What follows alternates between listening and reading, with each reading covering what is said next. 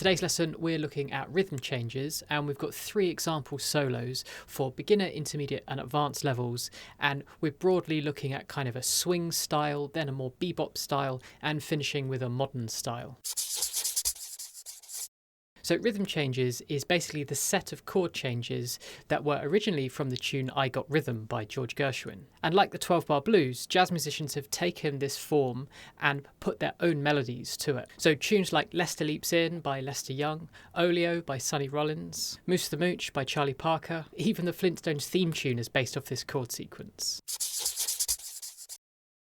Now we'll break this tune down. It looks complicated at first, but I'll show you it's actually a lot simpler than it first looks. So we'll tackle the first A section. That's the first 8 measures. Now the chord sequence that we have here, this is known as a 1-6-2-5, and that gets repeated here. So that sounds like this.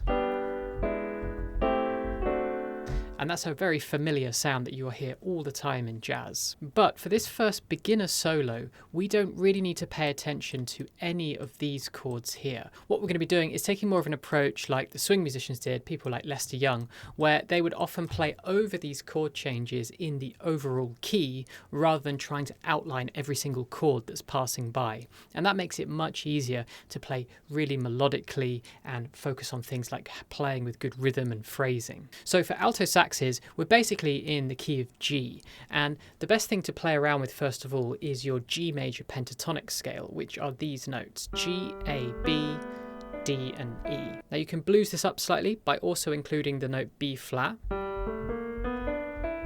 and those set of notes are also known as the major blues scale. Another note that's nice to include along with that G major pentatonic is the note F. Now just looking at the second line here, you can see we've got a G7 and a C7. Those bluesy notes, they work particularly well when you're on these 2 measures here. And to finish off the A section, we end with another 1-6-2-5. But as I said, you can basically ignore all of those because all of those chords are pulling us towards the resolution point of G major. You can improvise with that G major pentatonic scale, include the flat 3 and flat 7, and you're going to create some really nice sounds.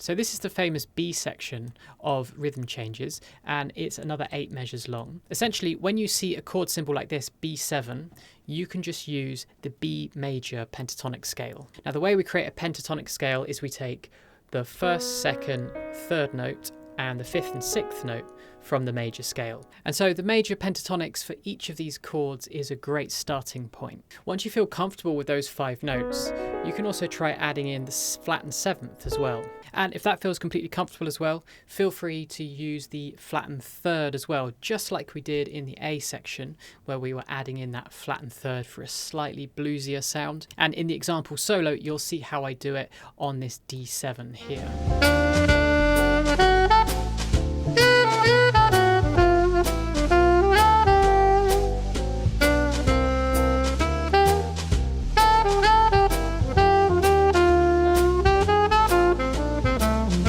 Alright, so here is this example beginner sax solo that you can play through, you can learn from. Any improvisers out there, you can have a look at the phrases, take anything you like the look of and learn from it. Remember, you've got the PDF for alto and tenor sax, and it's both for free in the link below.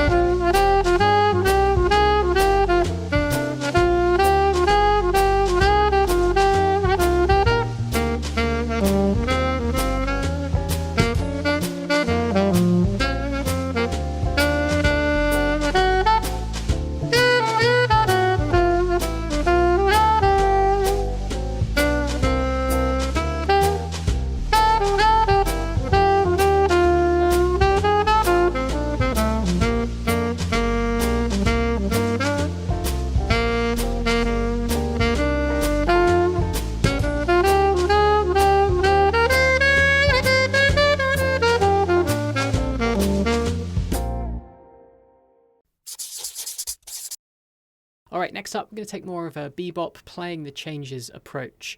So instead of floating over the top of these chord changes and playing in the overall key of G for altos or C for tenors, what we're now going to be doing is trying to really outline the sounds of these chords changing. So I'll quickly show you what I mean and you'll get the idea, and you can soon have a look through yourself and get to know what's happening. So if we take this first line here, you can see that this first bit, we're just going up.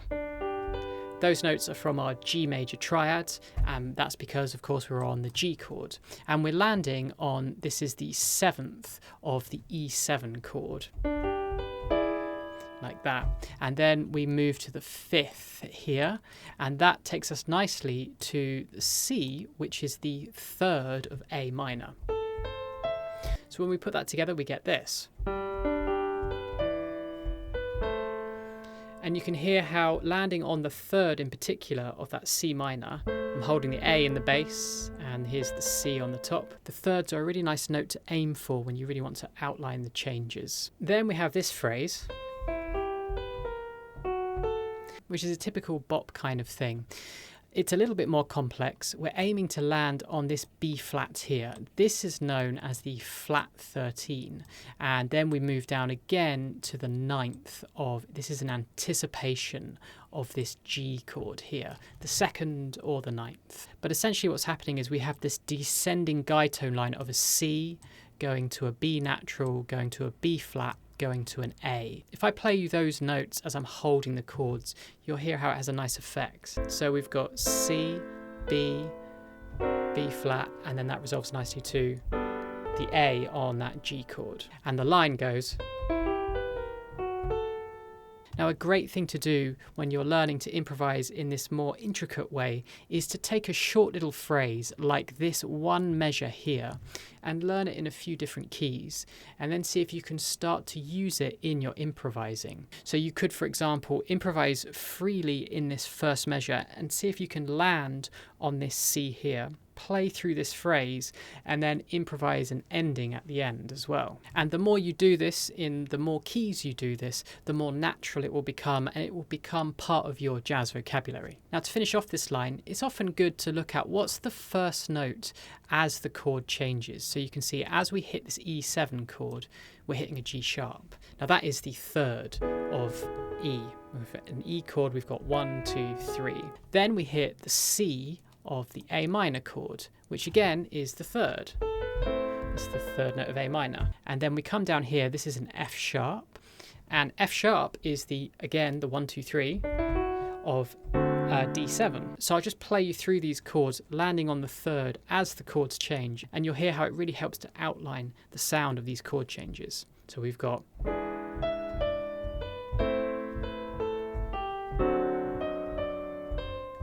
and it even resolves on a 3rd here, the first note of the G7, and another 3rd here, the first note of this C7 chord. So this is the kind of approach you can take when you really want to learn how to outline chord changes. I go into this in much more detail and of course at a much steadier pace in my Learn to Improvise course. And if you become a premium member at Online Sax Academy, you'll have full access to that course and all the other courses on the site as well.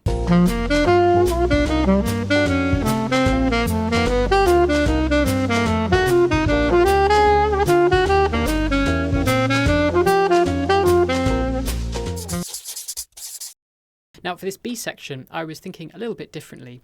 What I'm thinking here as I'm playing through is a chord substitution.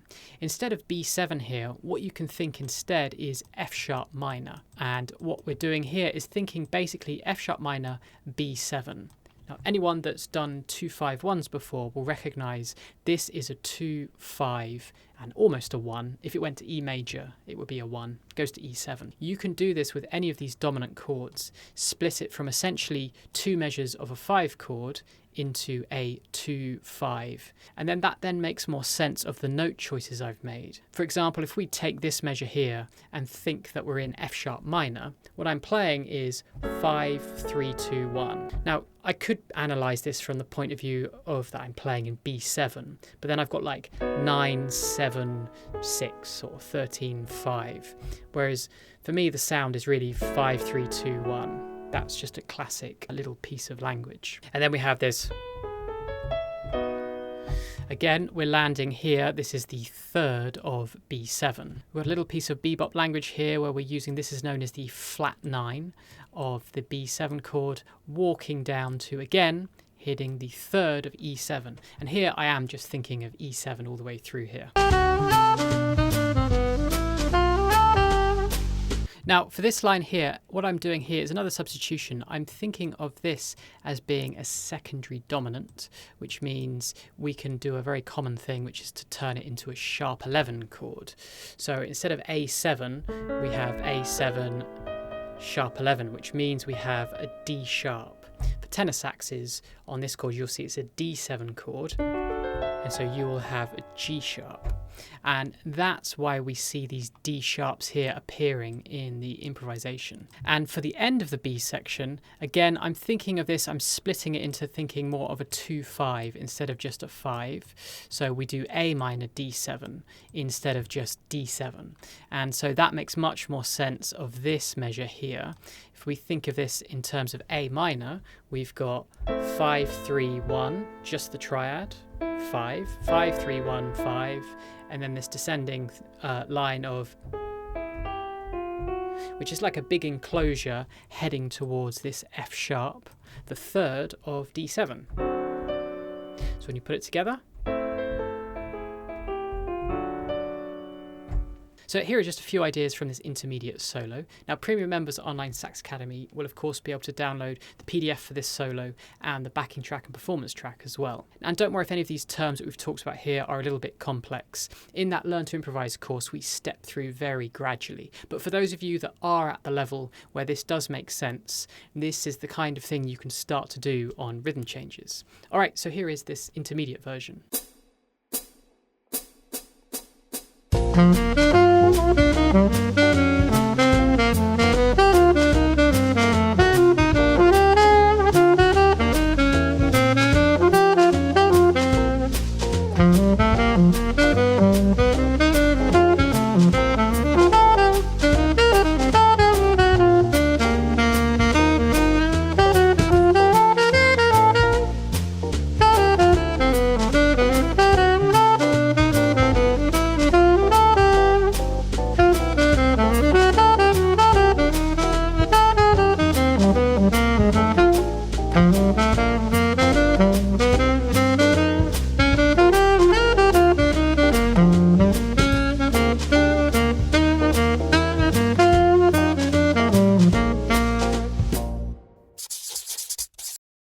Alright, and finally we've got the advanced version. You'll see in the downloads we've got this stuff here where I've got two chords on top of each other. Now what this is basically this is what I'm thinking as I'm playing, and this was the original chord down at the bottom. What this is an example of a chord substitution, similarly how in the intermediate version when we got to that B section we were splitting the B7 chord into a 2-5 F sharp minor B7. This is known as, for example, like a tritone substitution. We basically substitute E7 for B flat 7, and that creates a lot more tension when you're playing.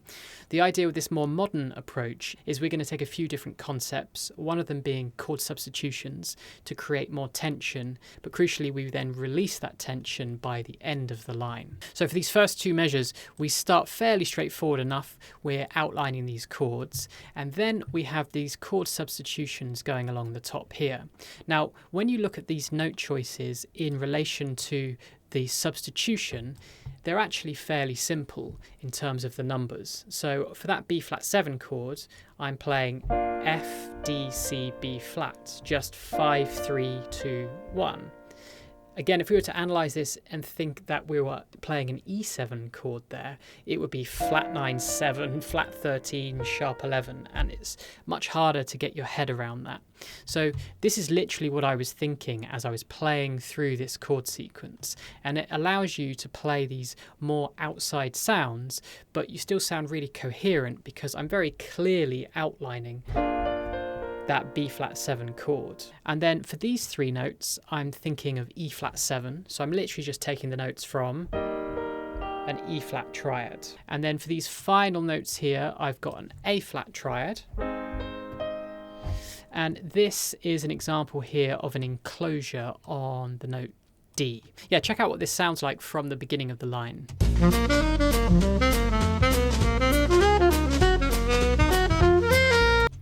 All right, so yeah, you can hear it starts to go out here, but we come back in there. And playing with this kind of tension is a really fun thing to do, particularly on a tune like Rhythm Changes or Blueses, basically where the key center, we're so clearly in the key of G for altos or C for tenor saxes, that when you start to nudge outside of it and pull it back in again, it creates loads more interest harmonically for the listener. Now, what's going on here is the idea of kind of like melodic cells. So I'm basically taking this phrase I played here and then moved it down a tone in the next measure, and that sounds like this. And then we take this idea of going up a fourth. You can see we start with going up a fourth here and going up a fourth here. We then also have this series of descending fourths, and this is like another melodic cell where we're going fourth up, down a tone, fourth down, fourth up, and then fourth down. Now, this is taking us very far outside of the chord changes, but it works because the internal structure of the line is so clear. It's just fourths descending. You can kind of almost predict what's happening next. Like you could extend that even further, that pattern. Because the pattern is so strong, this is what allows you to kind of move outside of the overall key before bringing it back in again. So for this next measure, you can see what I was thinking here was I've actually simplified the chord changes, kind of. I'm thinking D7 altered, thinking of this kind of sound. And I'm playing with the E flat melodic minor scale or the D altered scale, with an approach note, little chromatic approach note there, to again land on a nice simple D, the fifth of G. Notice how we're coming back in, like we did on the line above. We're in, here we're back in again. Check out what that sounds like.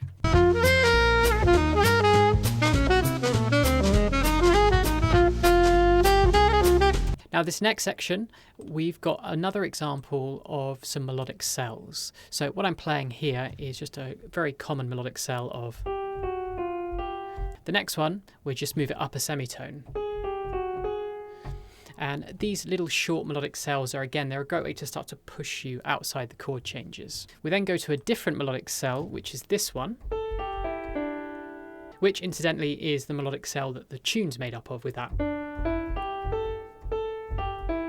That's the I Got Rhythm melody. So we've got this famous melodic cell here, which some people call the I Got Rhythm melodic cell. And then again, to get us outside the changes, we're just slipping down a semitone. And then slipping down again to land on this G. So check out the effect of this line from here.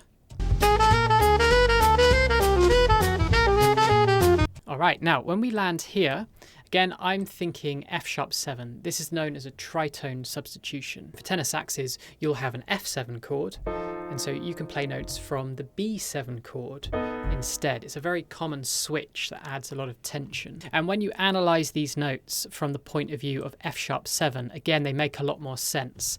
They're much more common numbers. There are no higher extensions. It's just the 5, 6, 1, 2, 5, 3, 2, 1. I'm just using the F# major pentatonic, but putting it over this C7 for this tense sound. And we end the line off with this sound I really like to use, which is a B major triad on the D7 chord. And playing that B major triad really strongly outlines that really nice 13 flat 9 sound. And it's often nice when you're playing that 13 flat 9 sound to resolve the B down to an A, which is what I do there.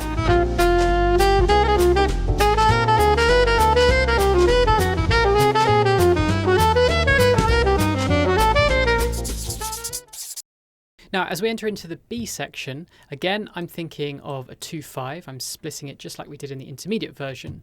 And when we land on this E7 chord, I'm thinking E7 altered, which means I'm playing this typical piece of language from the E altered scale.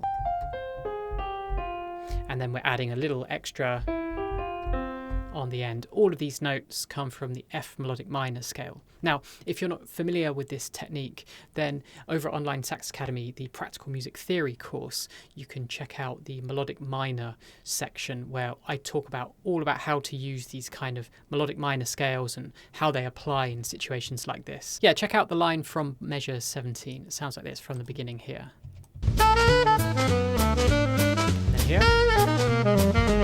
Then we start playing with some intervals. Basically, these are a series of fourths, but we're not particularly going outside. So you don't necessarily have to go outside the key to create tension. You can use some more angular shapes, and fourths are a good one to use. All of these intervals here I've highlighted, they're all intervals of a fourth. We go fourth, fourth, fourth, fourth, then back down, fourth, and fourth, before resolving the line, and we're kind of back into typical kind of bop-ish kind of playing here.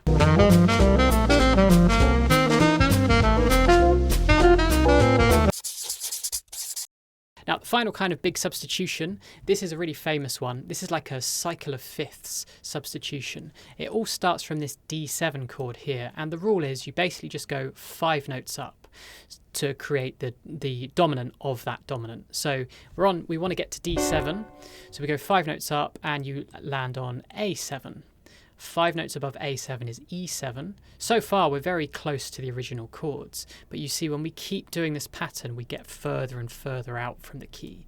Then we're on a B7 here, then the 5 of B7 is F sharp, the 5 of F sharp is D flat, etc., all the way over to A flat until finally the 5 of A flat is E flat. And we've got this chain of dominants, one resolving into the other, and it goes all the way along until we land on this G7 here.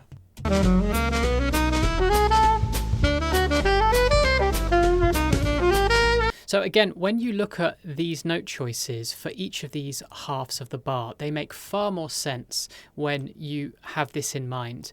Again, I'm just playing 1, 2, 3 from each of the chords in the beginning. For the E flat 7, for the A flat 7, for the D flat 7, and then just the 1 on the F sharp 7, just slightly pushed. And then again here it's all fairly simple when you look at the substitution. It's 1, 2, 3, 1 on the B7, and then 1, 2, 3, 5 on the E7, and then 1, 5, 3 on the A7, and 1 on the D7. I think this helps kind of demystify what happens when we play outside the changes. I think people have this idea that you have to have these really complex calculating, I'm playing the flat 9, sharp 11, all of this crazy stuff. But actually, if you think in terms of simple numbers, but for substituted chords, and play those substituted chords really clearly, you get that effect of playing outside, but in a very coherent and clear way.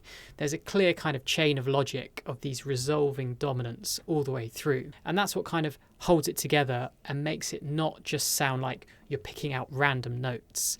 There's a clear direction to the line and it resolves at the end. Now, the end of this line, we're basically thinking of the G major blues scale and then the G minor blues scale for the very ending. It's a nice little pattern, this. Essentially what we're doing is playing it in thirds. So if we take our G blues scale and you play them in a series of skips, you end up with 2 shapes. You end up with a G sus shape and then a B flat minor shape. And as you invert that up the scale, you end up with these shapes. And essentially what I'm doing here is in groups of 3 notes going through the B flat minor and the G sus shape. And so we end up with this bluesy phrase. Check it out. All right, so here is that advanced solo.